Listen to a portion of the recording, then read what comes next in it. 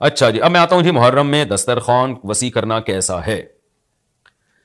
اس بارے میں ایک روایت ہے کہ عاشورہ کے دن جو اپنے اہل و عیال پر دسترخوان وسیع کرے گا، ان کو کھلائے گا، تو اللہ اس کے رزق میں برکت دیں گے. یہ روایت سند کے لحاظ سے کمزور ہے. بعض علماء کی رائے یہ ہے کہ اگرچہ کمزور روایت ہے مگر فضائل میں چلتی ہے، تو کوئی اچھی نیت سے دسترخوان وسیع کر دے. وسیع کر رہا ہے نا، کوئی یتیم کے منہ سے نوالا تو نہیں چھین رہا نا، کھلا ہی رہا ہے. تو اگر کوئی گھر والوں پہ اس دن اچھا کھلا دے گا تو اس میں کیا حرج ہے. بعض علماء کی یہ رائے ہے، وہ بھی اصحاب علم ہے.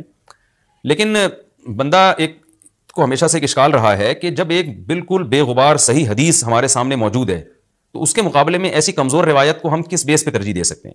ہمارے سامنے جو بے غبار اور بالکل مستند حدیث ہے، جس کی سند پہ کوئی کلام نہیں ہے، وہ ہے روزہ. عاشورہ کے دن روزہ رکھنا چاہیے. روزہ اور دسترخوان آپس میں جمع نہیں ہو سکتے. یعنی عاشورہ کے دن جب آپ دسترخوان وسیع کریں گے تو روزہ کیسے رکھیں گے؟ تو بعض لوگوں نے یہ تعویل کی ہے کہ افطاری میں کر لیں آپ. تو افطاری میں تو 10 تاریخ نہیں رہے گی نا، 11 شروع ہو جائے گی، وہ تو 11 محرم ہو جائے گی. بعض لوگوں نے یہ کہا کہ جی 9 محرم کو جب سورج غروب ہو تو عاشورہ کی رات کو دسترخوان وسیع کر لیں. تو حدیث کے ظاہر سے تو عاشورہ کا دن معلوم ہوتا ہے کہ جب عاشورہ والا دن شروع ہو چکا ہو، یعنی صبح صادق کے بعد.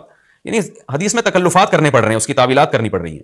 تو اس بارے میں علامہ ابن تیمیہ رحمہ اللہ کی رائے ہمیں بہت صحیح معلوم ہوتی ہے. انہوں نے یہ لکھا ہے کہ اصل میں ہوا یہ تھا کہ جب شیعہ حضرات نے عاشورہ کے دن کو منحوس سمجھنا شروع کر دیا کہ یہ منحوس دن ہے اور اس میں غم کا دن ہے، تو بعض سنیوں نے ان کے مخالفت میں نا اس کو خوشی کا دن منانا شروع کر دیا. یعنی ہوتا ہے نا، آپ کسی کی مخالفت میں حد سے تجاوز کرتے ہیں، تو انہوں نے خوشی کے دن کے لیے اس میں کھانے پینے کی روایتیں گھڑ لی، کھاؤ پیو کھلاؤ پلاؤ، تاکہ بالکل ان کی مخالفت ہو. تو حقیقت یہی معلوم ہوتا ہے کہ چونکہ صحیح حدیث میں روزے کا تذکرہ ملتا ہے، اور روزہ اور کھلانا پلانا جمع نہیں ہو سکتے. اگر یہ جو دوسری عاشورہ کے میں کھانا کھلانے والی حدیث بھی بالکل بے غبار اور مستند ہوتی نا، تو ہم دونوں کو جمع کر کے تعویلات کر لیتے کہ جی افطار میں کھلا دو اور سارا دن روزہ رکھو، یا نابالغ بچوں کو دن میں کھلا دو اور بڑوں کو روزہ رکھوا دو. تو ہم تعویلات کرتے اگر یہ اسی ٹکر کی حدیث ہوتی. لیکن یہ کمزور حدیث ہے، تو اس کو اتنی صحیح مستند روایت کے مقابلے میں ہم کیسے لا سکتے ہیں؟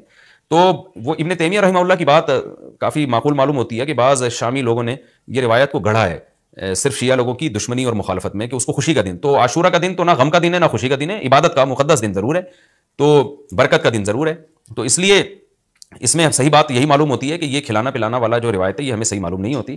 روزہ رکھیں، اور افطاری میں تو ویسے ہی دسترخوان وسیع کرنا چاہیے. افطاری میں سموسے پکوڑے جلیبیاں بچوں کو کھلائیں تاکہ ان کو روزہ رکھنے کی اور زیادہ حوصلہ افزائی ہو. تو اس لیے ہماری رائے اس میں یہی ہے کہ عاشورہ کے دن بس روزہ ہی کی فضیلت ہے، دسترخوان والی بات ہمیں ٹھیک معلوم نہیں ہوتی. کیونکہ اس کے مقابلے میں جو ہے نا، دسترخوان والی حدیث کے مقابلے میں زیادہ صحیح حدیث ہے جو روزہ تو کھانا پینے سے اجتناب کا نام ہے، اور افطاری میں تو ویسے ہی آدمی کھا لیتا ہے، وہ اس کے لیے پھر ضرورت نہیں ہے الگ سے ہمیں کسی روایت کی. اچھا بھائی، اور بھی محرم کے حوالے سے لوگ سوال پوچھتے ہیں.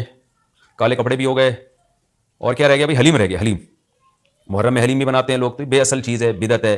کوئی ثواب سمجھ کے کریں گے بدعت ہے. بعض لوگ کہتے ہیں ہم ثواب سمجھ کے نہیں کر رہے، ویسے ہی سب بنا رہے ہیں تو ہم بھی بنا رہے ہیں. تو بدعت کی تائید تو ہو رہی ہے نا. پورا سال پڑا ہے حلیم کھانے کے لیے، آپ کو کیا مصیبت ہے کہ آپ محرم میں دیکھ پکائیں؟ پورے سال کیوں نہیں پکا رہے تھے آپ؟ تو جب ایک رسم معاشرے میں غلط رسم پھیل جاتی ہے تو اس کا بائیکاٹ کرنا چاہیے. تو آپ نہ بنائیں، کسی اور مہینے میں بنا لیں آپ. تو پوری رات دیگیں چل رہی ہوتی ہیں. مذہب کے نام پہ تو یہ کام نہ کیا جائے نا.